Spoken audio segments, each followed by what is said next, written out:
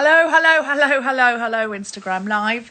It's Deborah Frances White, and here I am on The Guilty Feminists, The New Normal. A 6 o'clock daily Instagram show where we talk to a friend of the Guilty Feminist or a Guilty Feminist regular about how they're dealing with quarantine. As always, it's brought to you by Diet Coke. Diet Coke don't know that, but what I'm hoping is that someone will show it to them and they'll give me £10,000 as a joke, because I can't make any money at the moment. Can't sell any tickets. To those of you who are supporting us by Patreon, thank you. In the meantime, Diet Coke, £10,000 as a joke. Imagine the free publicity they'd get. Today, my guest is the incredible Jen Brister. Yay! I can hear you all applauding out there. And actually, I can see some of you making applauding emojis. Let's see if Jen Brister is around. There she is, Jen Brister Comedy. I'm adding her. Hello, hello, hello, Jen Brister. In 5, 4, 3. It's just like television, this. Connecting. Hey! It's Jen Brister with a very new look. If you want to know how my lockdown's going, I think it's very much wrapped up in this haircut, Deborah. Is this haircut indicative of your feelings about let's just shave it all off, let's just get rid of it, reboot, start again? Or is it more just a practicality? Hair was growing out of control. You just thought, screw it. Can't get a proper haircut. I'm going to go all the way. A bit of both. I think Chloe, my partner, tried to cut my hair. Yeah. It didn't go very well. And, not as well as planned. Not as well as planned. There's something called the fade, which if you have short hair, particularly if you have it quite short, it sort of, it fades in. So it sort of starts a bit longer than it fades into. Anyway, that was more of, it just looked like she'd butchered it, basically. Like she had literally got a pair of clippers, which she had, and just and I just had like lumps in the back of my head, and I was like, that can't happen. But then she did the front and it looked okay, but then I kind of felt I've been feeling a little bit batshit, and so I just said, clinically batshit. Possibly borderline, Deborah. Possibly borderline clinically batshit, and I'm sure that's an inclusive term. Is that something that we can say? Well, it's too late now. You've said it live streaming. Not to undermine anyone with actual severe mental health problems, but I have been feeling quite not quite myself, and so. Oh, I think we've all been feeling that. Oh my God! Yeah. If anybody doesn't relate to a certain amount of batshittery at the moment, I don't know what they're doing. Because it's getting to that point where we've just not lived through this before. We've all taken a few weeks out at some point in our life, but now it's getting into this beyond, and no choice, and only legal to leave the house once a day. Very odd space. It's a really odd space to be in. I have good days, and I have had more recently quite a few bad days in a row, and I don't know what it is. I find it really hard. It's like that. I'm like, I've got to be thankful for, I'm trying to be all of those grateful for the positives I have, because I am in a very fortunate position. I have food in the cupboard. I have, some savings. I'm not, there are people who are going through, really struggling. So it's all about perspective. But I do feel at times that perspective has disappeared. And I think you'll be able to relate to this, that with our jobs, we can, if we choose, have quite a lot of time on our own. Like as performers, we can, and sometimes it's enforced time. And now I have actually no time alone. And it's because you've got children and they don't go away when you ask them to. These people don't leave. How old are your boys? They're 5. They're just around. It's quite and it's not an active age, 5, isn't it? It's not as bad as 3, but it is quite bad. Not bad. It's good. Just somebody here called Bosslog66 says we are in Italy and we have done 7 weeks. Can I ask, 7 weeks, and people are waving from Spain as well, what's it like in the future there? What will our heads be like at 7 weeks? Could you please explain? Because I want to know, like, if you've got, if people have got children and they've been 7 weeks trapped inside indoors with the children. It's not an image I can really put inside Jen Brister's head now. Don't put it on my head, but also very different in Spain and Italy. A lot of people are in flats, don't have gardens, and also children, unlike here, we can take them out and just run them around with. This is a flat. I don't have a garden. I've got a little terrace. It's tricky if you don't have a garden anyway. But if you have 2 5-year-olds and you don't have a garden, then you're completely screwed. But particularly in Spain and Italy, because children have not been allowed out in Spain. Oh my God! No, that's exactly right. So children are not allowed out at all. It's only, I think, children that have, I guess, additional needs.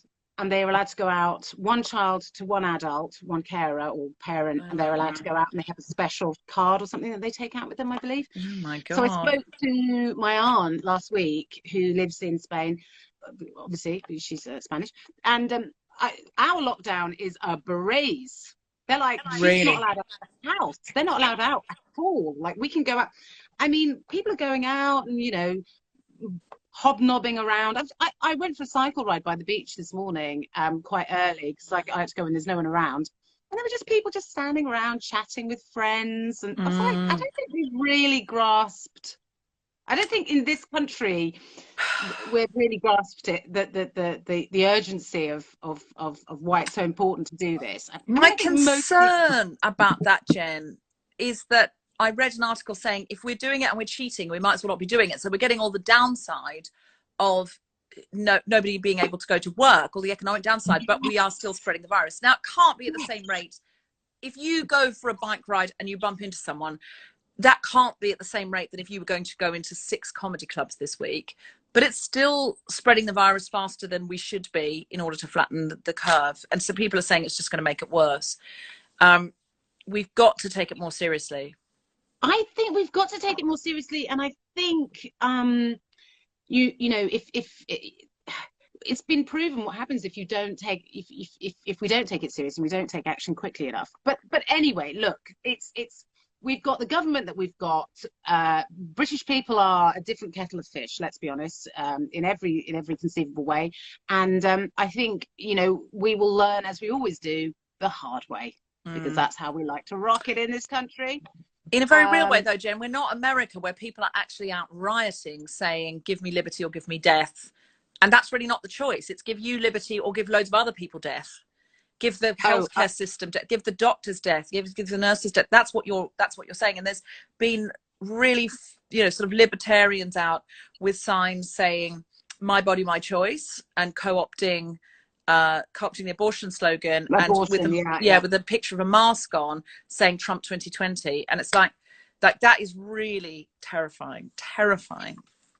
I think the illusion of, I think the lie about freedom and the lie, you know, neoliberalism and libertarianism is it's a lie that you can have freedom, and that freedom is more important than collectivism, because the freedom of the individual is only the freedom for 2% of the population to make shitloads of money and for everyone else to be under the cosh. So it is a complete lie, but that's what they believe. That's what a lot of American people believe that the country is based on, is all about liberty and freedom. And we heard Boris Johnson talk about that before, didn't we? About liberty and about infringing on our civil liberties.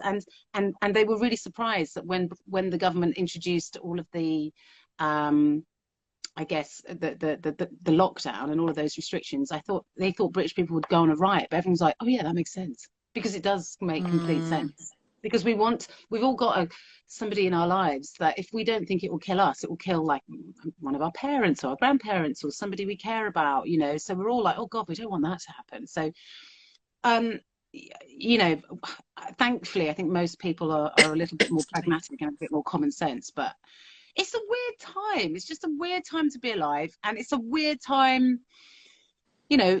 This is something this kind of whole Instagram live thing, I feel like I'm doing one of these a day, and I didn't even really know about this shit before. I know. I didn't either. Listen, I had no live on Instagram Live before this. But we were gigging, Jen. We were out doing our jobs. We were gigging. Our jobs are about collecting people in a room and talking to them. And now we can't do that anymore. So this is what we have now. But I tell you what, this has made me realise is that my job as a stand-up comedian is utterly surplus to requirements. in Well, I situations mean, no, because art's very important. We're going to need to make meaning of this afterwards. At the moment, it is fair to say you are not a key worker, Jen Brister. I am that is not fair. Very, very much not necessary. But later, when we're trying to make meaning and story, you will be a key worker again. Okay. At the moment, the NHS are getting all the standing ovations, the Thursday night applause. I see that. There's no applause for the Brister right now, but applause is coming back to you. Holy shit, that's really positioned me in quite a negative way. But yeah, you're absolutely right. I know exactly what you mean. Sorry, I'm on about 78 WhatsApp groups, and these bastards won't stop WhatsApping. Let me just go on. How do I go on? Mute them. Mute them. That's the other thing. I've got to get off some of these WhatsApp groups. Jesus wept. I'm on about too many WhatsApp groups. Just you have to mute. You have to mute. My favorite WhatsApp group at the moment is I created a WhatsApp group of 4. It's me and 3 lesbians who are all sequestered alone. Actually, one of them is bisexual. I shouldn't call her a lesbian. But sure. There's three sequestered alone. Yeah. Homosexuals. What are they called? What's the group called now? I think it's called the Lesbian Cancel Cubby. And that's really fun. The only one Deb likes is the Lesbian Cubby. What does that mean? Hello, Ellen's in the cubby. You're in the Lesbian Cancel Cubby. What are you saying? Lesbian Cubby member here. Yes. And I put that together because they didn't know each other, but they obviously all should have known each other.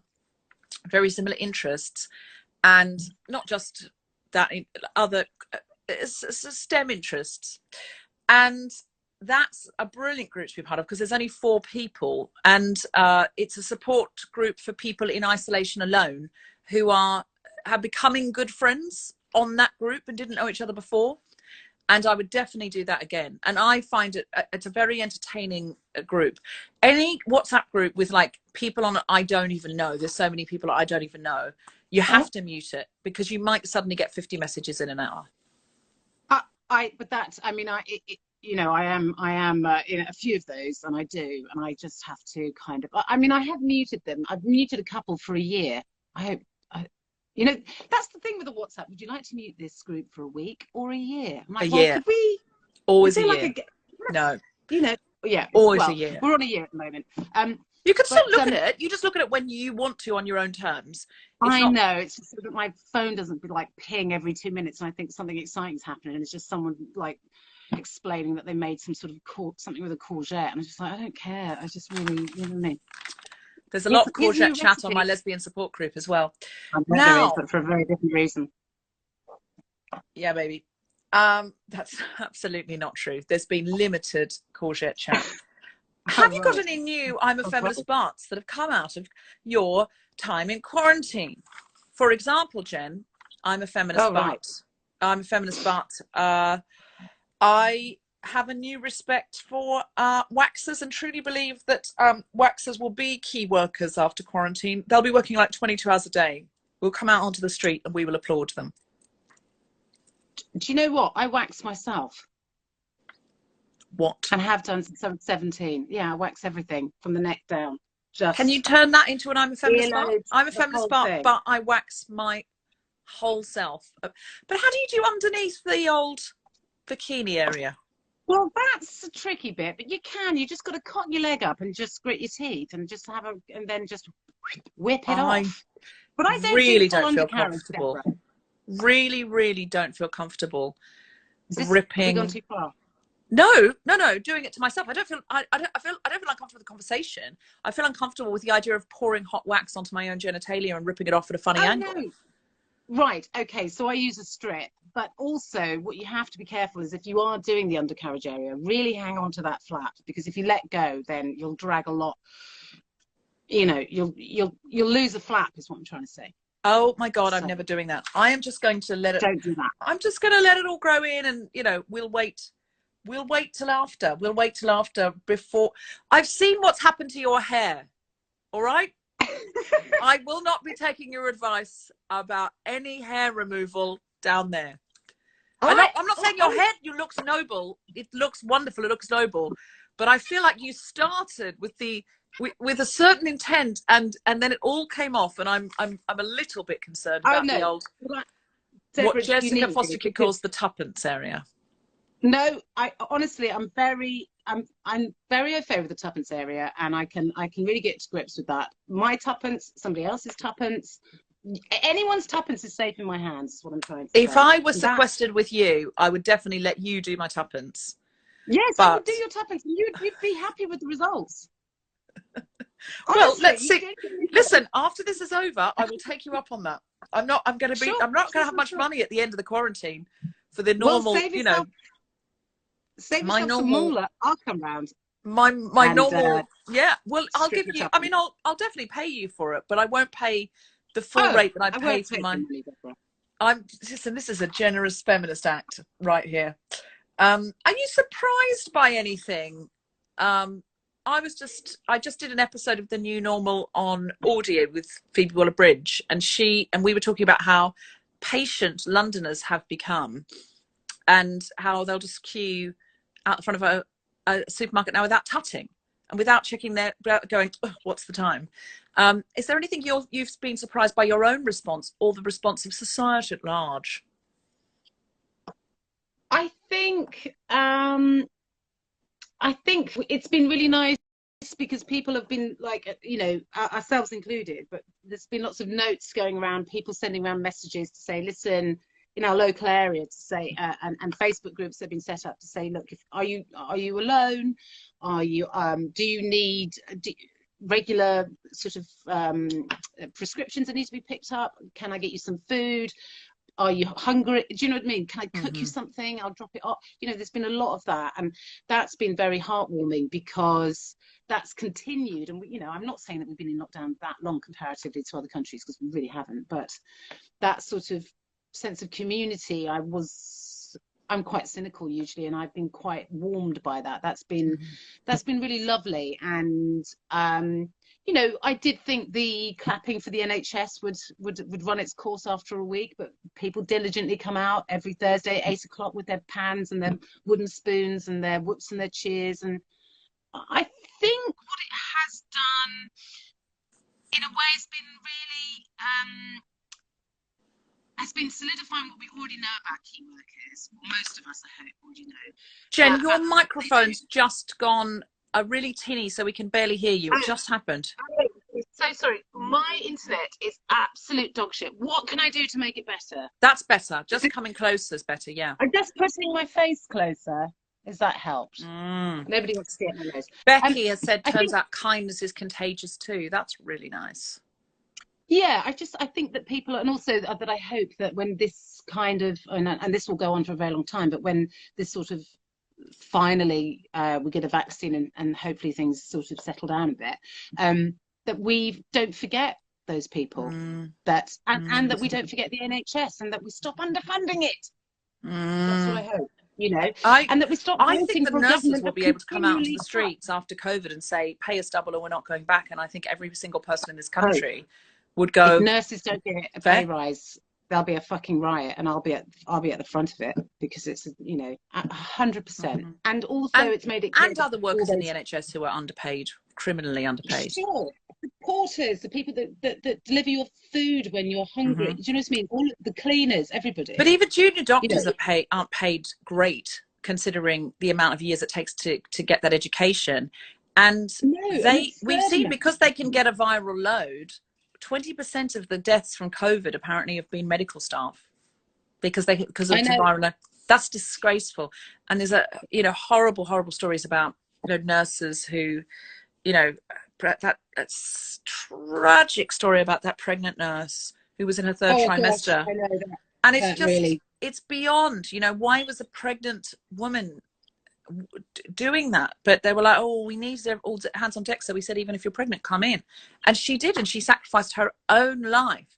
And I think virtually all the medical staff in this country who've died have been BAME, have been people of color. And it's like, this is the time to recalibrate this and to say, this is enough now. This is absolutely enough. And people are saying other key workers as well. I also feel the teachers are going to get a pay rise as well, because parents know now what it would be like to not have teachers. Do you know what was a really hack joke, which even I confess I've done as an MC? You know, when you're struggling to find something funny to say in a room, and you ask them what they do, and they say primary school teacher or something, and you go, well, what do you do? Just stick bits of toilet roll together and a bit of glue, and you know, it's not really a job, is it? And oh my God, Oh, it's a job. It's a job, and not only have we got all the resources, we've got. I mean, there's loads of things online, there's loads of stuff to help you, but then you've got to shape that into something that your children will listen to, and they won't listen. But, you know, it's definitely, I think there's parents up and down this country go, just like, we will be like that. When the kids go back to school, oh my God, bottle of champagne for everybody. Absolutely. Everyone realizes what it is now. And okay, they're trained to do it, and parents are not trained to do it. And you know, they've got the facilities, and also children do listen to teachers more than they listen to their parents because of societal conditioning. And fucking hell, these people are not listening to me. Sorry, Jen. Do you have any routine that you can tell us about that you have adopted because you now stay indoors all the time and your normal routine has been robbed from you?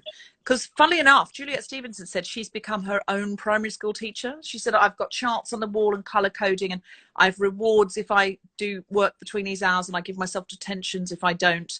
And I have to say, right, I've got to do another hour now. Have you got any kind of system where you have to be up at a certain time, or you have to get dressed before a Zoom call? I went fully feral for quite a long time. Nice. So I didn't wear trousers that didn't have an elastic waist for a good 6 weeks. Wow. And in fairness to me, I was coronaed for a while, so I was out for the count. So I was coronaed for a good 3 weeks, and then it took me. Even now, I get quite a lot of fatigue. So I am up early because obviously children, I am up early anyway. But I think one of the reasons I've been so low is not, other than having structure, I put all my energy into creating structure for my children and not really for me. That now is the reason why I think I've been feeling quite so batshit, because I have literally done nothing for myself.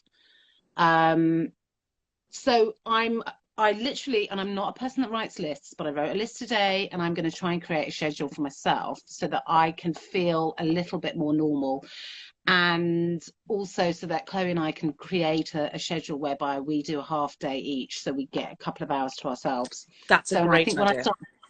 When I start doing that, I think I'm going to be able to find a little bit of time to reward myself, or to do something that I want to do. I'm not even worrying too much about getting work done at the moment, because I think I still feel quite overwhelmed by everything. But I'm going to try and do some things that I think will help me to feel a bit like creative and like I want to write in a couple of weeks. Because at the moment, I don't know about anyone else that writes, what have you, but I got nothing going on up there. I've only got writing because I was already in the middle of scripts that are still in development. I haven't sort of started any new projects because I think it's just too blind. I wouldn't, because it's just too blindsiding. I don't know where the world's going to be. I don't know where I would start right now. I need it to settle into my body more. People are suggesting fully feral for a t-shirt. Every day the merch store, Hannah from the merch store, watches the show and picks something that the guest has said that's funny to make a t-shirt, and then you get the profits from the t-shirt. The merch store isn't taking any profits from them, and they're printed on demand, so there's no waste. So fully feral is a candidate, Jen, for something. Would you buy a fully feral t-shirt, gang, if the money was going to Jen Brister? We'll wait. Listen, anyone that goes to me, I will donate to charity anyway. Oh, well, in that case, you can nominate that it goes to another guilty feminist performer who's trying to pay their rent and at the moment struggling. Do that then. I would love to do that. Donate it to somebody who's having trouble paying their rent. I would much prefer that. Somebody's suggesting Don't Lose Your Flaps as an alternative merch store stay-at-home t-shirt. Hannah's got options. Hannah's got options here. Hannah, we leave it in your hands. Jen may yet to say something. She may say something even more t-shirt worthy. We don't know. There's still time. God. Have you got any? People are really liking fully feral. Do you have any strategies for staying emotionally or mentally stable through this? Have you discovered anything yet that you do that you go, oh, that's really helping, or I couldn't get through the day without that? Whether Music. that's music. Yeah, Interesting. I listen to music every day, and I create. I suppose it kind of sort of the thing that I did when I was a teenager, where I'd create playlists, you know, like a mixtape, I'm sorry, and I'd create I'm so sorry, Jen. Just somebody suggested for a t-shirt, your tuppence, any tuppence is safe in my hands. You did say that. You did say that. Holy shit. Any tuppence is safe in my hands. I mean, that's a strong t-shirt contender. Sorry, music. Playlists. You've been creating playlists. Are they relevantly themed? I've seen there's a few quarantine playlists on Spotify and, you know, Apple Music and that kind of things. Or are you just going to old music that you love, that you feel connected to? Both. I'm mining it all. I'm going into Spotify wormholes. I'm revisiting music from my youth, from the 90s and from the 80s. I'm finding new stuff. I must tell you about this artist who I found, but I can't remember their name. That's very useful, Brister. They are a trans man in their 70s, and he is there is an album that I've been listening to, but there's like I can't look at it because I can't remember what their name is, and it's going to really annoy me, but I will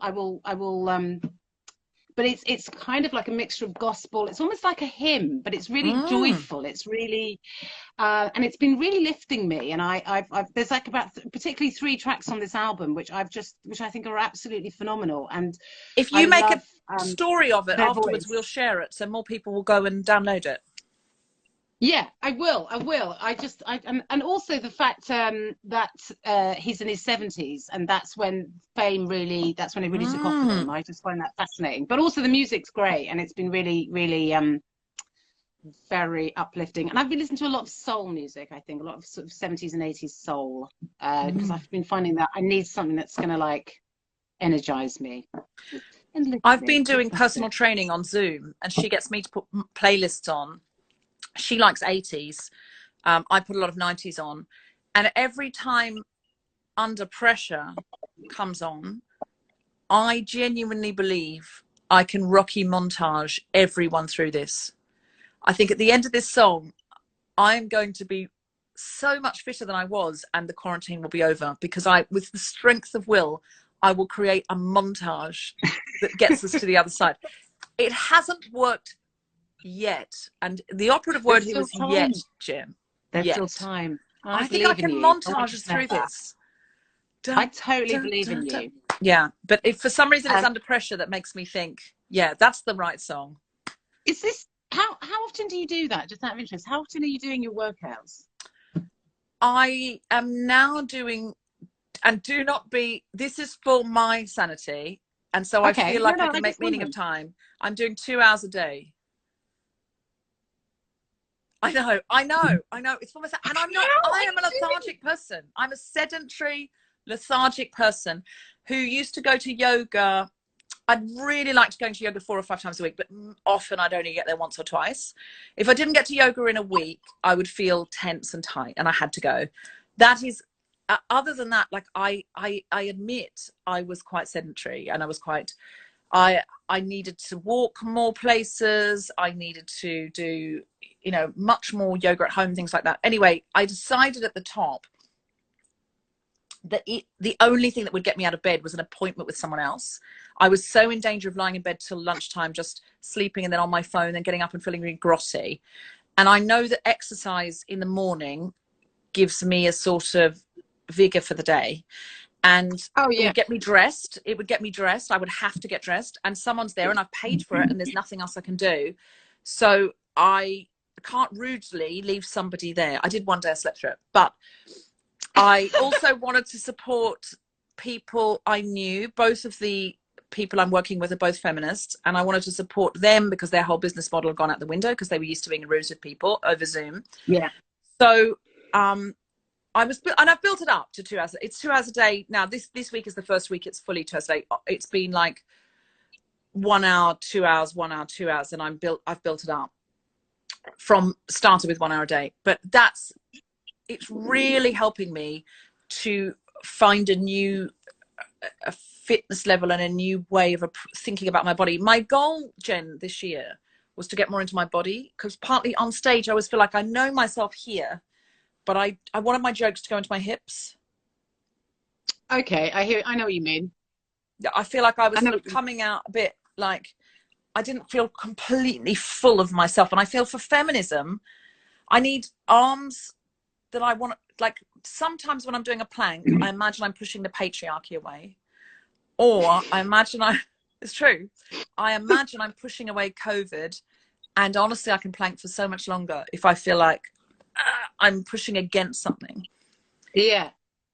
I think exercise is so good for your mental health. If you can, I mean, if it's possible, even if it's just running around the block, I just think I'm really lucky. Dancing, just putting your tunes up and dancing around the house.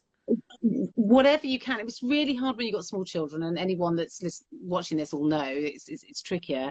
But even if your partner can let you just bugger off into your bedrooms, you can dance for half an hour or whatever. It just makes all the difference. And now, since I've been starting doing exercise every day, it has made such a difference.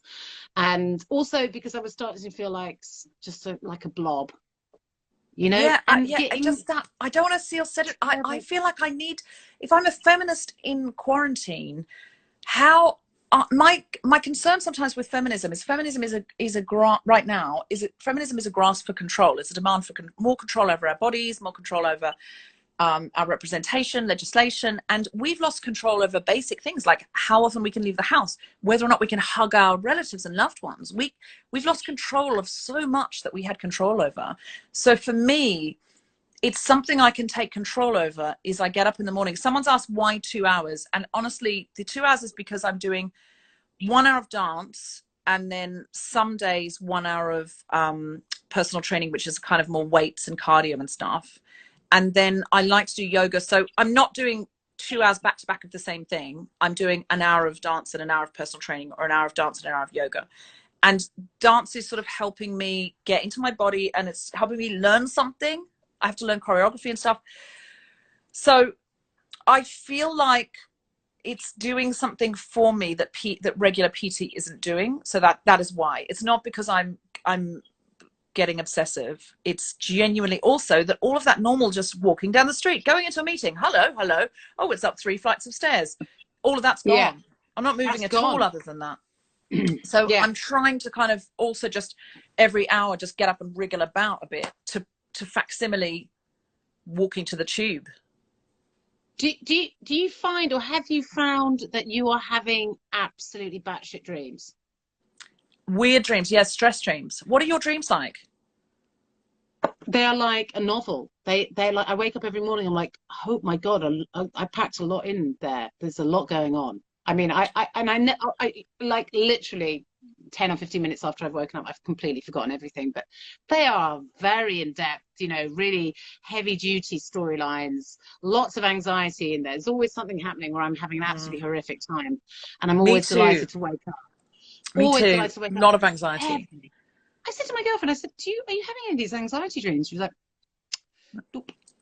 I think it's because all of the many images we would see in a day, just, you know, you would come on a train into London to do a gig, or you would, you know, and you see the platform and the people on the carriage and what's out the window, and then what's on your phone, and then you jump out the other side, and then you see bump into a friend, and all of that imagery, all of that's gone. And now you're seeing the same 4 walls and the same 3 people, the same 4 walls and the same 3 people. So I think your brain then at night is trying to make up for that by drawing on its reserve of memory, of imagery, and narrative. That's what I think is happening.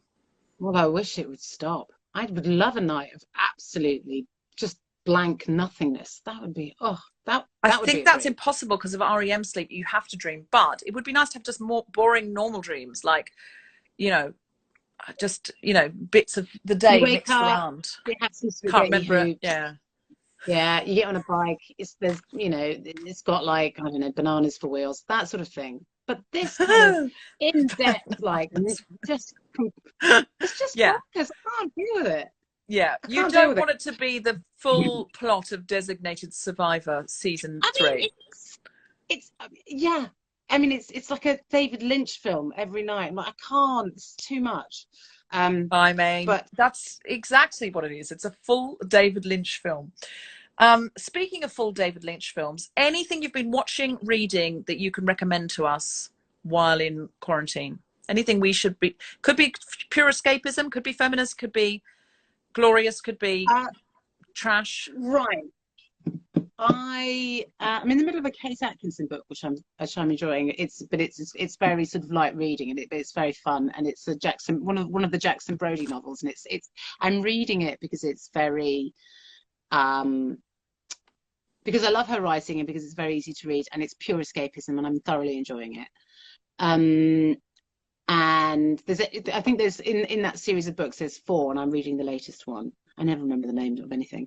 But the book that I listened to an audiobook recently, like literally just finished it about 2 days ago, is Malcolm Gladwell's Talking to Strangers. And I love a Gladwell. Absolutely loved it.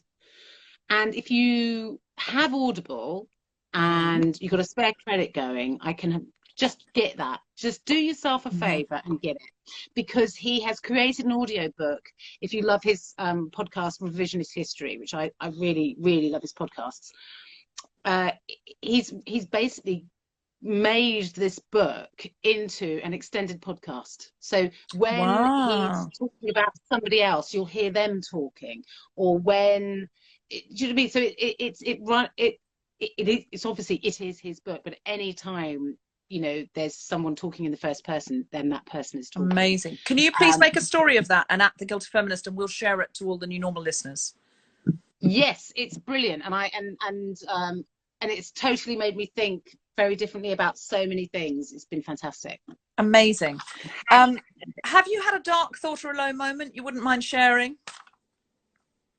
A sort of desperate moment. The only reason I ask this every day is it's everyone's favorite question, not the answerers, the audiences, and it's because people are live streaming their funny moments in cowboy hats doing line dancing routines, but nobody is live streaming their sad moments, and so it makes people feel like I am the only one having sad moments. No, you're not. I have them every day. I had yesterday, it was a super low day for me. I'm just trying to think. I mean, like, my anxiety is like that. Woohoo! I suppose anything from, will this be one of a bazillion pandemics that we are unable to contain? Will we find that we are no longer, you know, this virus mutates, and, you know, before you know it, we're all flipping dead. Would you very much like to go back to being low-level irritated at your amazing life? Because I would. You know, those, you know, where, you know how we used to sort of go, oh, why isn't this happening for me? Or why isn't this happening for me? And we just didn't know. I used to say it all the time. I used to say we're living through an incredible blip in history of, you know, of lack of this kind of incident, and geography, to be fair. No, I mean, there's been amazing wars and famine, but in the West, we haven't had a war or a famine or a pestilence like this that affects everybody in our lifetime, since the Second World War. Do you ever think, oh my God, if I could go back tomorrow and this, I'd appreciate it a lot more? Oh, of course. Yes. Yes, I would. I would appreciate a lot of things a lot more. But I think, you know, I try to, I mean, like, it's really hard. I find the whole thing of that this many people are dying, I just can't get my head around it. And I find it both numbing and terrifying, and often, you know, I try not to think about it, and then when I do think about it, I have a cry. So it's overwhelming, really. And I think it's a tricky one, isn't it? It's a tricky one because you want to, on the one hand, you want to try and be positive, and you want other people to feel positive, you know, especially people that are really struggling with their mental health. But on the other hand, it's very difficult always to stay on top of that you know, and try to feel positive when, you know, there's people, you know, I think about people in refugee camps who can't isolate, and I think about you know, women trapped in homes with partners that beat the shit out of them, or children trapped with their abusers, or, you know, all that sort of stuff goes around in a loop in my head. And then someone says, but there's fish in the river in Venice, and I think, that might bring us on to, do you have a piece of online feminism we can help you with today? Get behind something, and we'll make a story about this as well, with a swipe up so people can find it. Is there anything you'd like us to amplify, donate to, sign, get behind? What is it that you would like help with in terms of activism? Well, I do work for this. Okay, so I'm trying to support this refugee charity in Brighton, which is, I think is called, I honestly, I feel like I might have had a stroke. I will find out the name of the charity. It's something like 4 for 400 or something, basically 4 for 4K, and it's basically donate £4 a month to help house somebody who is street homeless in Brighton, and they're all refugees. Didn't we have them on the on the live show when we came to Brighton? Yes. They were one of our guests on the live show in Brighton. So if you make a story about that, and if we can, if everybody who watches this could have a look and either donate some money, or if you feel like really stretched and terrified at the moment, that's fine. Amplify. You don't have to. No pressure. Share. But lots of people have got sharing. loads of expendable income at the moment because they can't go to the pub, they've got nothing to spend it on, and they've still got their full-time jobs. They're just working from home. So if you don't have the money to commit to that, that's okay. By sharing it, it may be that you're able to get 10 people. Ask people you know who have jobs. Someone's putting 1,000 for 1,000. 1,000 for 1,000. Is that it? Thank you. 1,000 for £1,000. Great. Yes. Thank you, Becky. Thank you very much, Becky. Yes, 1,000 for 1,000. So they're a brilliant charity. They're doing fantastic work, and they're getting people into homes where they have a permanent place they can live. You know, they're refugees. We should be trying to help them. So that would be amazing. Thank you. And do you hope humanity learns anything from this overall? Of course. What do you hope that we learn? I would hope that we, particularly in this country, we cherish the NHS, that we vote for a government that gives a fuck about people, that we realise that capitalism is a lie and that neoliberalism only serves a very small percentage of people, and that billionaires shouldn't exist, that if you have money in an offshore account, you shouldn't be able to get bailed out by the government. And I think we should all just learn that collectivism is a wonderful thing. We should look out for one another. Amazing. What a great answer. Do you think this is going to change society in terms of intimacy, touch, sex, romance? Is it rebooting all of that stuff for us?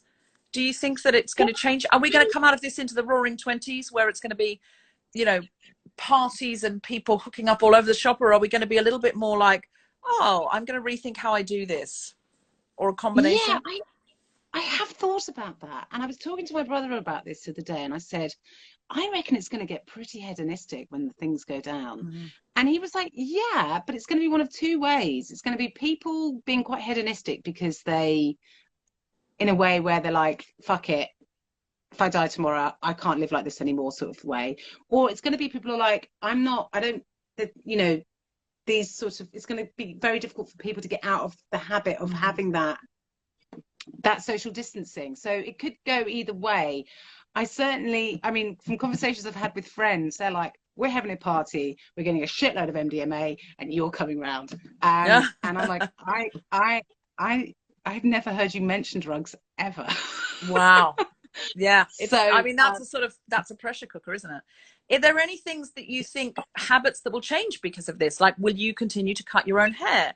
Will you request Zoom calls over schlepping into London for a meeting? Is there any habits that you'll like to keep? Well, I really hope some podcasts will be able to be recorded remotely, because I would love that. I mean, Jesus Christ. Some already were. The Bugles recorded remotely because it used to be Andy Zaltzman and John Oliver recording in different countries. So we could still do that. Not the Guilty Feminist, because we do it from a live audience. Not the Guilty Feminist. No, Desperate nothing to in get front of back an to a audience. theatre. But yeah, I think that's a great idea. I would love that. I don't know. Oh God, my glasses. I'm not sure really. I guess I can't imagine me indulging in Zoom calls beyond this. You think I'm not very. You think the for Zoom me, calls out for you? You can't wait to get back in rooms. I just want to be in a room with my friends. I want to give them a hug. I want to get drunk with them, and I want to, you know, see the people I care about. Will you be homeschooling your children from now on? Get to fuck, Deborah. We're live. And finally, what will you do if they said quarantine's over right now? What's the first thing you're going to do? If quarantine ended, I would. My mum lives very close by. I'd go around and give her a hug. It's such a nice answer. And you know, funny enough, Phoebe Water-Bridge just said the same thing. It's so many people said hug them up. And the thing is, it's so interesting to me that so many people before this, I'm not saying you or Phoebe, but so many people before this would be like, oh, my mum's texted again or whatever. And now there's this whole, somebody suggested get to fuck Deborah is the t-shirt. The t-shirt is not, and I cannot be too clear about this, get to fuck Deborah. Thank you. But I think it's made us all appreciate our, you know, our mums and our sisters and our, you know, whoever else is best friends or whoever else we still have in our lives. Yeah. 100%. And is there anything else you want to recommend to us? Tell us about things you're doing, podcasts you're doing, books that you wrote that you would like us to look at. Well, I just so happen to have a book here. What? That you wrote? Tell me more. Yeah, you're not going to believe this. Oh, I mean, obviously, just imagine it's written the right way round. Yeah. So this is still available. You can buy it. It's hilarious. It's called The Other Mother. And it's called about The Other Mother, sorry. It's about a two-mum relationship. Jen Brister. There we go. Jen Brister. Thank you very much. The Other Mother, very funny book. Get it from Jen Brister right now. Or you actually buy. You can. Ideally, we'll make a story of that with Blackwell's. Swipe up so you can order, because I'm trying to get people to order from places that aren't Bezos and people that pay their tax. Pay their taxes, exactly. Somebody says comedy first though, Debs. Any tuppence is safe in my hands still wins. Okay, fair enough. I think any tuppence is safe in my hands is good, but fully feral, I think it would sell well as a t-shirt. Fully feral is a t-shirt. Well. No one's going to wear a t-shirt that says any tuppence is safe in my hands. You really don't know our listeners, do you? You really don't know our listeners. 100% there are people that would buy that t-shirt. It would say any tuppence is safe in my hands, and then it says X Jen Brister.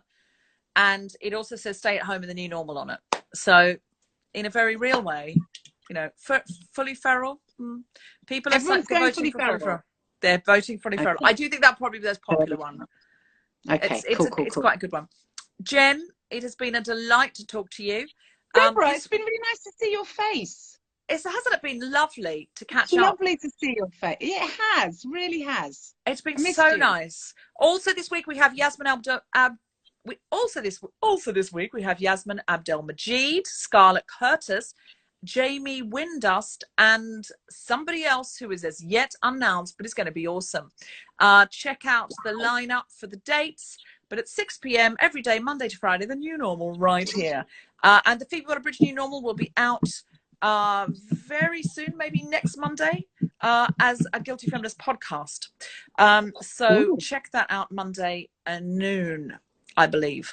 You have been a delight, Jen Brister. I can't wait to gig with you again and to be on stage with you again and to be able to do that. Yeah, have a cuddle, have a wine. Oh, have a wine.